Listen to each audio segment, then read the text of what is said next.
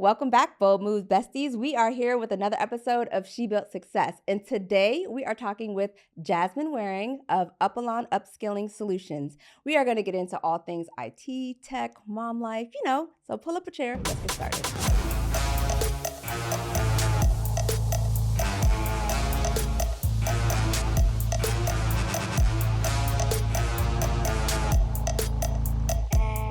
Jasmine, welcome. Thank you. I'm so excited we could meet in real life. Me too. It's been literally like a decade coming. So I'm going to say, can I say how we met? Okay. Go ahead. So Jasmine and I met, well, we actually didn't meet in person, but we knew of each other over a decade ago when I was buying my home. And she was the sales manager at the time and sold me my home, basically. So full circle, we are here, like I said, a little shy of 11 years now, but back in person and in real life. It's really cool. I totally felt like I knew you already. Yeah. She built the whole thing with my sales assistant. He was great. Yeah. She was great. And the fact that I remembered her, it was because of what he said about her. And so it was really cool. So good to meet you in person, even though I felt like we already did. Right? And we already kicked it off even better because we came in with the same bag. Yes, so we did. Great taste knows great taste. That's all I'm Yes. going to say. Let's just talk about what it took for you to build Upalon Upskilling Solutions. And as the CEO and co-founder, how has it been, or what have you seen in the industry, especially with AI being so prevalent now? It took life experiences for me to build the company. Yeah. I don't think I ever would have thought that I would be starting a company in the tech space. Mm-hmm. I got into the tech space at the very beginning of the pandemic. Yeah. After 10 years in the medical device and pharmaceutical industry. Mm-hmm. And what I realized is when I got into tech, there were not a lot of Black people, not even less Black women in that space. And I appreciated the opportunity, but I realized that there wasn't much in place to welcome us and to set us up for success. And it was my experience. It was also the experience of several other Black people that I brought into tech. Yeah. And I realized maybe it wasn't just the company, it was a bigger issue. Mm-hmm. And I started to pay close attention to what my customers were saying, like what their needs were. Yeah. And I realized there's a problem that was bigger than me, bigger than my role, bigger than my experience. And I wanted to do something about it. Yeah. And so it was a couple years worth of iterating and thinking through the problems and why the issues were there. Mm-hmm. I think the challenge was I realized that for so long, folks were used to the same old people being in that space. Yeah. And never opened their eyes to the benefits of changing that or adding new people into the mix. Right. And it's been a process. It's been a process, but it's been a process rooted in seeing a gap, seeing a problem that impacted people, that impacted business that wasn't being addressed, and mustering up the courage to do something about it. So we're here. Yeah. Do you find that in trying to fill that gap, maybe we should clarify what that gap is and how your company's fulfilling it? Sure. The gap is there's not enough people with the right skills for the jobs of today. Right. In the tech space specifically, there are not enough people who come from different backgrounds. And so when we're looking at who the customers are, when you're selling technology, they are everybody. Yep. They're Black, white, Asian, Indian, binary, non-binary. They're some of everybody. And they're starting to pay attention to who's working for these companies. And just throwing people in is what was happening in the past. And the problem was the companies didn't have a good way of helping people to make that transition, finding people with a different background, helping them to develop the skills quickly that was needed for the jobs, and really, really doing something where they're really equipped for success. And it just impacted people, it impacted business, it impacted morale. Right. And I just said, you know what? Let's figure out a way to give people what they need. Yeah. And that's where we come in. So we help the companies to better anticipate what skills are necessary for each role. And then we use technology to personalize learning experience for each individual employee. And it's cool because they're not wasting time on things that they already know. Right. But they're being way more efficient and getting straight to where the gaps are that need to be filled so that they're ready for that role before it's showtime in front of a customer. When you're having these conversations with the client just to get them ingratiated with what it means to work with you all, do you find that HR is more prevalent? Is senior leadership more prevalent as far as who you're speaking to be able to introduce the product and the program? Yeah, I would say it's senior leadership. Yeah. SVPs, senior vice presidents. Sometimes it's operations, because if the role is not a sales role, but it's more around leadership. Senior VPs, COOs. Yeah. Usually what we find is that HR they report to the business. You know, they're doing their best, but they're not actually doing the jobs. They're not selling. They're not leading. They're putting the pieces together. And so when we lead with the business leaders, it makes more of an impact with HR, because the business leaders understand the problems and the pain points more than HR. Right. No offense to HR. We love HR. Yeah. We love HR. But I find that because our focus is solving business problems, going directly to those who are impacted by those business problems, especially if there's a financial impact, has been more effective than going straight to HR. Yeah. And what has it looked like as far as just when you're able to come in and make that difference? Is there a measure of momentum, or, maybe tied to something with their review process? Like, what does that look like? Yeah, it looks a couple different ways. One is how quickly they are ready for the role. And we call that role ready. And we're excited because we're making that faster, twice as fast, just because we're more efficient in how they're learning. But two is they report on the skills. There's an element of self-reporting. There's also an element of the managers assessing their skills. And then there's also AI-generated option. And so it just depends on the benchmark that the company has set for how they want to assess the skills. Okay. But we're glad to be able to give a couple different options, because it really just depends on what the role is and what the benchmark is that's set. Interesting. So my background's in tech. I'm IT. And even when I started, which was a lot of years ago, a couple decades now,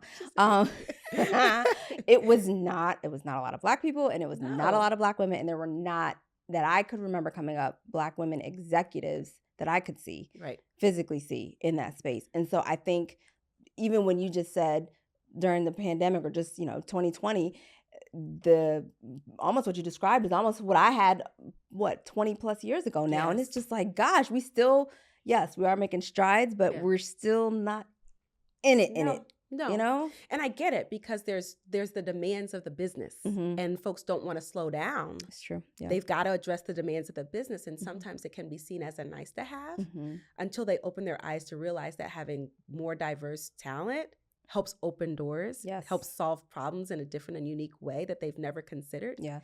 I've even moved from one tech company to another. And when I proposed a new way of selling the solution, they were so excited about it and like starstruck. Isn't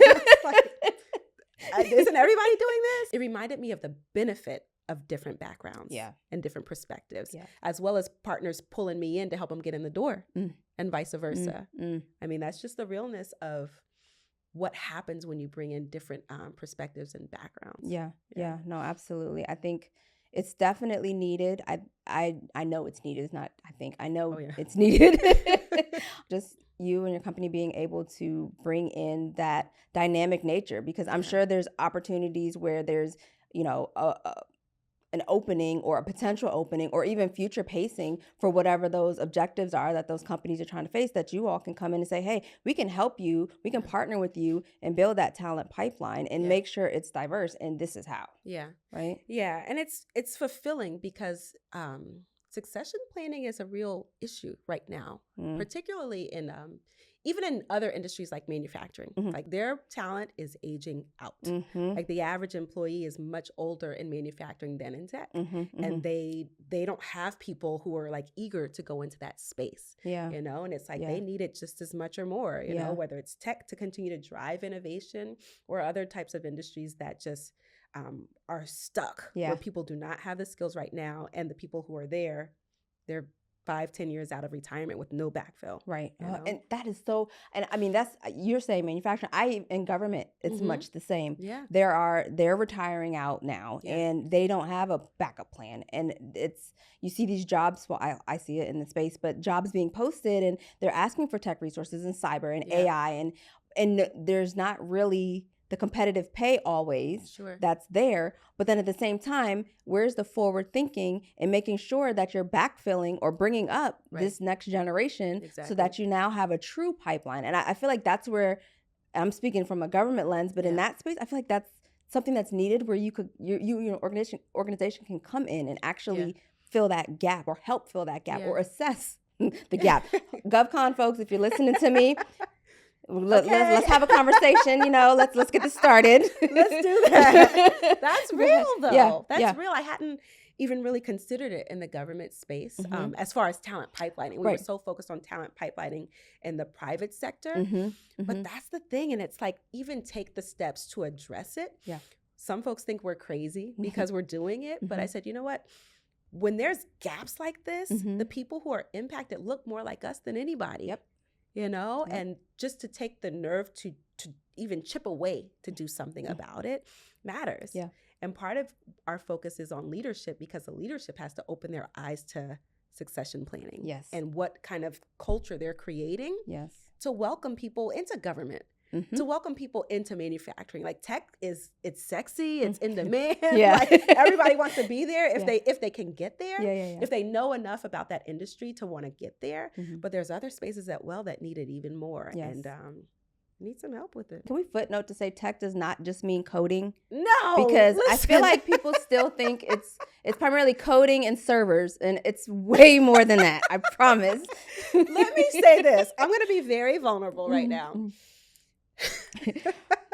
It's absolutely not just tech. It's absolutely not just coding. And to be in the space, you don't have to have a tech background. I do not have a tech background. Yeah. So the thought of starting a company to help pipeline folks, one of the areas that every learning path focuses on is technology.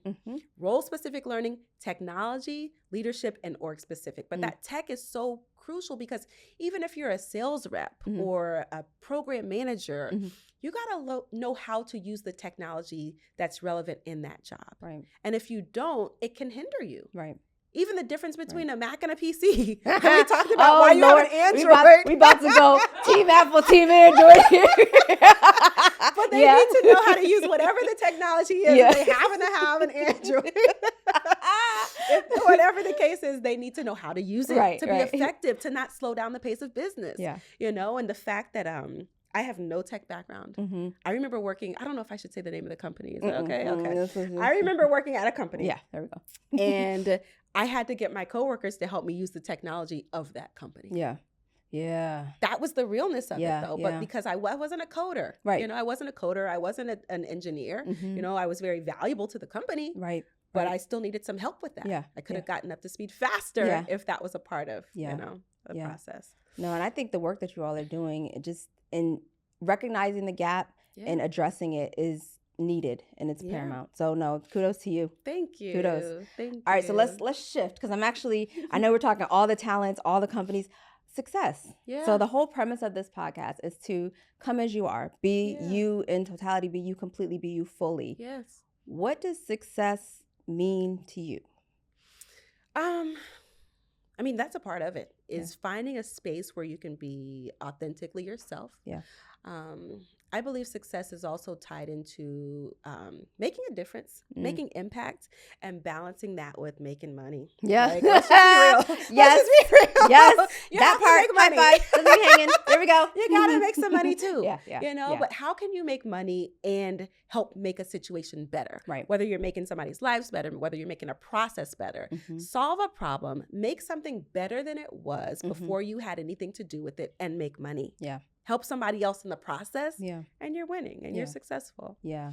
No, I think that's paramount. I had to high five, because I'm about the coins and dollars and all of that. That matters. Yes. I mean, but it's important. I think that sometimes we get so caught up, and it's important to do the good, balance the good, but yes, you need to get paid for the good. Something I echo every time is know your worth. Know your worth, and know your value. Exactly. And don't devalue yourself. I find even in tech, I know just off the top of my head that looking at trends and how people interact, sometimes they get timid. They don't want to ask, especially when they're in a corporate role. They don't want to ask for more, and they settle. And one thing about negotiate. Yeah. Whatever you think you're worth, add 10 to 15%, if not more, at a minimum. Yeah. Right? And I feel like they just get so scared. Yeah, they do. And it's not something that, I don't think it's something that women are taught, and Black women especially. And it's something that has to change. And I think for me, being on the sales side for a portion of my career, seeing the size of deals that are happening, seeing the size of deals that I'm closing. I realized that there's a lot of money being spent to solve problems. Yes. And I deserve and it'd be like them small ones, you'd be like, how many mil? Right. Oh, that's what we're doing. Okay, got it. Noted. Exactly. Yeah. No, and I do. I think that's important. Yeah. And that underpinning of it all, just bring confidence. Yeah. Do it scared. Yeah. Do it scared. Yeah, do it scared. Do it scared. There's a song that just came out. Oh, Lord, I might not know it. Here we go. You may not know it. It's brand new. So even if you don't know it, it's okay. It's brand new. And I never knew this artist, Killer Mike, who is of Atlanta. I never knew of him. Y'all know. But just listen, Killer Mike has an album, and he has a song on there that's called Run. And that's what I love the song. I love the vibe. But what I love particularly is the intro when it says run. Even if you're scared, so what? Do it anyway. Keep going. Run. And I love it. It quickly jumped to my top most listened to song because of that message as a founder. Listen. Yeah. Do it scared. All right, I'm gonna have to go find it when we're done here. You got 4 Grammys. You should check it out. Yeah. Okay. Yeah, y'all. I'm not a pop culture.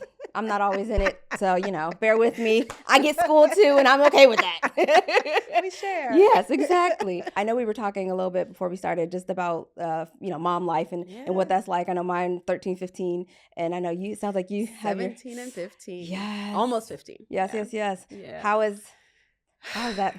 Because for me, I have 2 girls, and it'd be like, sometimes.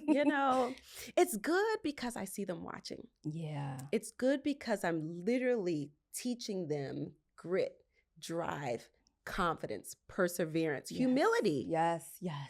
In action. So I love it because life has changed over the last several years, and every single day there's an opportunity to teach them and mold them and help them to grow and develop without being heavy-handed with it. Because they see it in action. I feel like, there's a balance, though, a balance of the business side of me and mom Uber. I know. You're like, y'all need to give me gas money. Soccer, an hour and a half away on a Sunday. Like, Sunday, I felt like it wasn't Sunday because we were all day soccer, but that's just the realness of having teenagers. We've got SATs on this coming up Saturday, and just, my daughter, very demanding, cheerleader, soccer, track, like mental conversations about mental toughness because they've got tryouts coming up. She just injured her knee. And it's like, it's a nice balance of the different sides of being a mom, but taking every opportunity to try to be the best I can as a mom, but also tie the lessons that I'm teaching them into real life. As often as possible. Yes. No, it's good. I think it helps to keep them grounded. Yeah. It helps to keep them grounded for sure. For sure. Yeah. Even moving from working in tech sales to starting my own company, we had to take a step back before we could take a step forward. And they needed to understand that. So you guys met as a family, had the conversation, or you kind of just like, yep, this is what we're doing now. Everybody. Well, it was done. Yeah. But I did. Like, here what? We made this decision. It was done. It was done. But I had a conversation with them as far as what to expect. Yeah, what to expect, what would be different. Yeah. They were shocked. But it's all a part of life, it's all a part of life. I want them to be bold. I want them to be daring. I don't want them to live in fear, and how can I preach to them or even mention to them not to live in fear and to be bold if I'm not willing to do it? Right. In action. Yeah. Okay. No, I hear you. I think with my 2, they, so my younger does competitive cheer. My older does volleyball. Yeah. And volleyball's fun for her. It's not necessarily a college thing yet, but they were not into sports until after the pandemic. Really? I was not an athlete. So all of a sudden I became a sports mom, and I was like, okay, this is what we do. So the whole hour and a half for soccer cheer is much like that. It's like all day affair. Volleyball, I'm kind of in and out. But I'd be like, yo, this stuff is like for real. And they're hyped. The competitive cheer is fun though. Is it fun? It is fun. It is fun. It is, and she's a flyer. So, she's up there doing all the things. My daughter's a base. Okay. So see, we need to get them together. Know, right? Yeah. So it's just like, seeing them, much like how you're instilling into your children, just be confident, be bold. It's the same thing on my end. It's like, you got this. And it's okay to sometimes be scared, but do it scared. Yep. Be communicative, like instilling those principles, those values, and then, like you said, exemplifying it, I think just helps to prayerfully cultivate the generation, Yeah. Okay, so here's my fun thing. Like, so for me, I took on piloting, student pilot. I'm going towards my private pilot. I took on becoming a student pilot. And because I didn't have any hobbies. Okay. Well, no, my kids highlighted back some time ago. We were at the dinner table, and they were listing all my partner's hobbies, all their dad's hobbies, and they were saying it was this and that. And I was like, well, what's mommy's hobbies? Like, you don't have any hobbies. What? So then I was like, all right, bet. So I won't get into all how I got into it, but I took up aviation. So I'm learning to become a pilot. I just want to go to private pilot. But what do you do for hobbies? I mean, I'm saying that's my hobby right now, but what are some of your hobbies? My hobbies, definitely not aviation. She's like, listen, ma'am. No. I love music. I love music. Mm-hmm. So concerts, anytime I get the opportunity to go to concerts, I like to go to concerts, outdoor music festivals, yoga, do some yoga. Mm-hmm. I love dogs. It's not really a hobby, but they keep me busy. Okay. Yeah, but they say you got to walk them. Exactly. They keep me busy. But really, anybody who knows me knows that it's always a vibe. Mm-hmm. And if there's silence, I'm wondering what is going on with the vibe. Like, we need some music. They know that. Elevate this a little bit more. Every single time. Even at other people's houses. You're like, hey, where's your remote? Let's go. Like, oh my God. Like, how are we having a party and there's no music? Yeah. Oh, that's not a party. It's not. It's just a social gathering. It's not. And so definitely a music person. Yeah. I love music, outdoor concerts, outdoor anything. Yeah. And yoga, balance. Yeah, that is a good. So I need to find some more hobbies. Right now, aviation is probably the one that takes up the most when I can get to it. But if you were to impart onto a younger, let's say our kids, kids our age, teenagers and things. Yeah, not our age, but teens. What would you say to them to help encourage them if they might not have the visibility into what tech could potentially be? Like, they might not have a role model or someone they could look up to. What would you say, or how would you encourage them to even think about getting into that space? I actually did this past weekend at a volunteer workshop. All right. Well, talk about timing. I did a volunteer workshop, and I led with the most in-demand skills and what was really important as they move forward. Spoke to the fact that the jobs that they will probably be doing may not even exist right now, but to stay focused on finding where the biggest problems are, finding where there's the biggest need, like what are the most in-demand jobs, recognizing the consistency of them being tech-related, and recognizing that the most in-demand skills, though, are soft skills. So find a way to balance their learning of soft skills like communication, teamwork, collaboration, while also aligning with what those most in-demand or hard skills are, meaning tech-related. And then look to see what kind of money they're making. Yes. When I told them the kind of money that people were making in tech, it changed the energy of the room. Wow.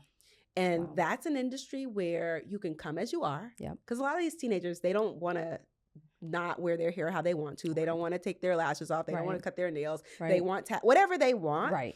Fine. Because in the tech space, you can really come as you are. Come as you are. And so I would definitely encourage them to find an opportunity, find a space where they can come as they are. They can make a lot of money to afford all the fabulous things that they want and like. And they can be themselves. So that means even if they're not a coder, like I'm not a coder. Me neither, don't you know, but I can develop communication skills. I can develop my teamwork. I can develop my listening. And so can they. So just find that balance. Oh, absolutely. I like that. That's actually, we're going to leave it there because that's actually a really good piece of advice. Well, Jasmine, I appreciate the fact that we just had this whole full circle moment and conversation.